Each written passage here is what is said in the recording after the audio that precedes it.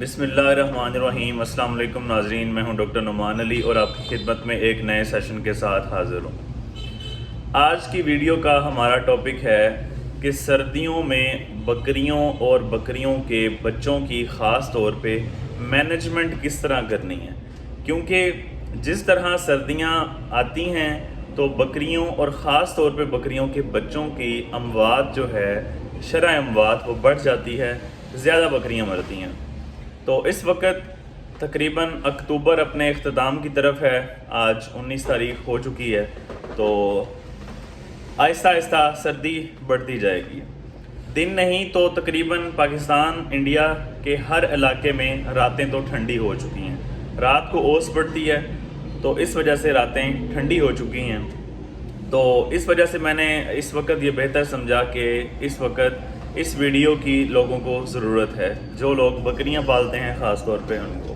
تو اب چلتے ہیں ایک ایک کر کے کہ ایسی کون سی تدابیر کی جائیں جس سے ہم بکریوں کو بیمار ہونے سے اور ان کی ڈیتھ سے روک سکیں۔ اب سب سے پہلی بات تو اگلے نومبر اور دسمبر میں جب پیک پہ سردی ہوگی تو دو ڈیزیزز آتی ہیں، ایک پی پی آر اور دوسری کنٹیجیس کیپرائن پلورونمونیا CCPP، عام الفاظ میں جسے فارمر حضرات نمونیا کا صرف نام دیتے ہیں۔ تو یہ دو بیماریاں جب پیک کی سردی آتی ہے، زیادہ سردی آتی ہے، تو تب یہ بیماریاں بھی عروج پہ ہوتی ہیں۔ تو سب سے پہلا جو آپ نے کام کرنا ہے وہ یہ ہے کہ آپ نے ان دونوں بیماریوں کی ویکسین کروانی ہے۔ اس وقت میں پہلے بھی 2-3 ویڈیو بنا چکا ہوں کہ اس وقت بہترین ٹائم ہے کہ آپ پی پی آر کی ویکسین کروا لیں، اس کے 15-20 دن بعد آپ CCPP کی یعنی کہ نمونیا کی آپ ویکسین کروا لیں۔ تو اس وقت اگر آپ اپنے جانوروں کو ویکسین کروا لیں گے تو 99% آپ کے جانور، اگر آپ ان کی حفاظت اچھی طرح کریں گے، ویکسین اچھی طرح کریں گے، تو اگلے جو 2-3 مہینے سردی کے آنے والے ہیں آپ کے جانور بیمار ہونے سے بچ جائیں گے۔ تو پہلا پوائنٹ یہ ہو گیا کہ آپ نے ابھی سے اپنی بکریوں کو ویکسین کروا لینی ہے۔ میں دوبارہ نام دے دیتا ہوں، PPR کا اور نمونیا کی ویکسین۔ اکثر لوگ یہ سوال کرتے ہیں کہ کس نام سے آتی ہے، کتنی ڈوز آتی ہے۔ بھائی جب آپ ایک دکان پہ جائیں گے، ویٹنری سٹور پہ جائیں گے، تو آپ کو وہاں سے آپ بولیں گے کہ PPR کی ویکسین دے دیں، آپ کو PPR کی ویکسین مل جائے گی۔ غازی بردروانوں کی ویکسین آتی ہے، ہر جانور کو 1 ml لگانی ہے آپ نے۔ اس کے بعد اگر آپ ویٹنری ہاسپٹل، جو سول ویٹنری ہاسپٹل ہیں، جو ڈسپینسریز ہیں، ان پہ یہ ویکسین فری ملتی ہے، اور اگر پرائیویٹ بھی آپ خریدیں گے تو ایک جانور کا 50 60 70 سے زیادہ کوئی خرچہ نہیں ہے۔ تو اس لیے گھبرائیں نہیں، آپ سول ویٹنری ہاسپٹل سے بھی لے سکتے ہیں، پرائیویٹ لے کے بھی اپنی ویکسین کر سکتے ہیں۔ آلموسٹ 2000 کی غازی والوں کی وائل آ رہی ہے اس وقت، کہیں جگہ کے حساب سے ریٹ اوپر نیچے ہو سکتا ہے، تو یہ آپ دیکھ سکتے ہیں۔ تو سب سے پہلا کام آپ نے ویکسین کا کرنا ہے۔ اس کے بعد دوسری چیز جو کہ ہم پہلے کر سکتے تھے، جو میں اکثر بات کرتا ہوں، ونٹر مینجمنٹ کی، بریڈنگ مینجمنٹ کی، سیزنل بریڈنگ کی، کہ آپ نے یہ اس وقت خیال کرنا ہے جب آپ بریڈنگ کروا رہے ہیں کہ آپ دیکھ لیں کہ اگلے 5 مہینے میں کون سا موسم آ رہا ہے، کہیں وہ نومبر، دسمبر اور جنوری کا سٹارٹ تو نہیں آ رہا، کیونکہ اس وقت سردی بہت زیادہ ہے۔ آپ بریڈنگ پیچھے اس حساب سے کروا رہے ہیں کہ آپ کے بچے دسمبر میں پیدا ہوں، ٹھیک ہے، تو آپ کو چاہیے 1 یا 2 یا 3 ہیٹ آپ مس کر دیں، یہ بہتر ہے بجائے اس کے کہ آپ بکری کو 5 مہینے کی پریگننسی کی ضلالت سے گزاریں، اس کے بعد آپ کے بچے پیدا ہوں اور وہ سردی کی وجہ سے مر جائیں۔ تو اس لیے آپ کو یہ بریڈنگ سیزن میں پہلے ہی سوچنا تھا کہ آپ کے بچے آپ نے کب لینے ہیں۔ اب وہ وقت گزر چکا ہے، اب ہم نے یہ دیکھنا ہے کہ اب بریڈنگ ہو گئی ہے، اب بچے سردیوں میں آنے والے ہیں، ان کی مینجمنٹ کیسے کرنی ہے۔ تو اس مینجمنٹ میں چند چیزیں یہ ہیں کہ آپ نے ایک ڈیلیوری روم بنوانا ہے، جہاں آپ کا فارم ہے آپ نے ایک علیحدہ روم بنوانا ہے، جس کے نیچے جگہ آپ نے پراپر فل خشک رکھنی ہے۔ خشک کے لیے آپ نیچے تڑی کا استعمال، گندم کے بھوسے کا استعمال کر سکتے ہیں، آپ کسی چاولوں کی پھک وغیرہ کا استعمال کر سکتے ہیں، آپ لکڑی کے برادے کا استعمال کر سکتے ہیں، آپ کپڑوں کا استعمال بھی کر سکتے ہیں۔ مطلب یہ ہے کہ آپ نے نیچے جگہ خشک رکھنی ہے، وہاں نمی نہیں ہونی چاہیے۔ دوسرے نمبر پہ آپ نے یہ کرنا ہے کہ آپ وہاں پہ ہیٹر کا استعمال بھی کر سکتے ہیں۔ جب بچہ پیدا ہونے والا ہو، ایک تو بچہ اندر سے ماں کا جسم گرم ہے، باڈی ٹمپریچر زیادہ ہے 37 ڈگری سینٹی گریڈ، اور اس سے جب بچہ باہر آئے گا تو فوراً اگر وہ دسمبر کا دن چل رہے ہیں تو باہر کا انوائرمنٹ کا ٹمپریچر آپ کو پتہ ہے کہ کہیں مائنس میں ہوگا، کہیں 5 ڈگری سینٹی گریڈ، کہیں 3 ڈگری سینٹی گریڈ، اتنا ٹیمپریچر باہر چل رہا ہوگا. تو آپ خود حساب لگائیں کہ ایک بچہ 37 سے فوراً جب اتنے ٹیمپریچر پہ آئے گا تو ظاہری بات اس نے بیمار ہونا ہی ہونا ہے. تو اس لیے آپ اس روم میں جو آپ نے ڈیلیوری روم کے نام سے بنایا ہے اس میں آپ ہیٹر کا انتظام کریں. اگر آپ ہیٹر کا انتظام نہیں کر سکتے تو دیہاتوں میں جس طرح اکثر لوگ بکریاں پالتے ہیں تو وہ وہاں پہ آگ کا استعمال، انگیٹھی کا استعمال بھی کر سکتے ہیں. تو اس لیے ان چیزوں کا آپ نے خیال رکھنا ہے کہ جہاں بچہ پیدا ہو وہاں جو جگہ ہے اس کا ٹیمپریچر زیادہ ہونا چاہیے.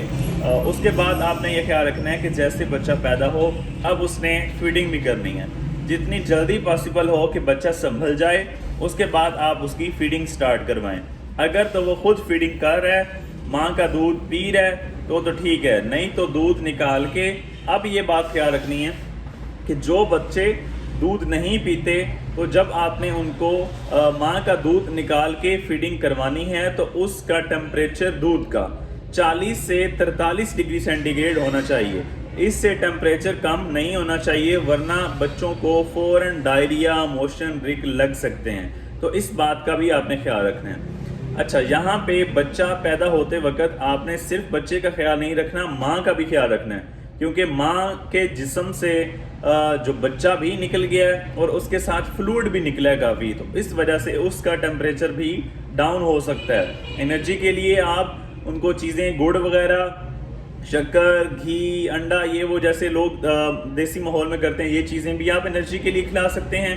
بوتل کا استعمال بھی آپ پانی سے لگائیں تو اس سے بھی اس کا ٹیمپریچر اپ ہوگا، انرجی ملے گی، اس کا استعمال بھی آپ کر سکتے ہیں. تو یہ چیزوں کا آپ نے خیال کر لینا ہے. اس کے بعد بچوں کو آپ نے نمی والی جگہ پہ نہیں رکھنا. آپ اسے کمبل وغیرہ اوڑھ کے، تولیہ پرانا اوڑھ کے، کھیس وغیرہ اوڑھ کے گرم کر کے آپ نے اسے رکھنا ہے. رات کو بھی آپ نے اسی طرح خیال کرنا ہے ان کا.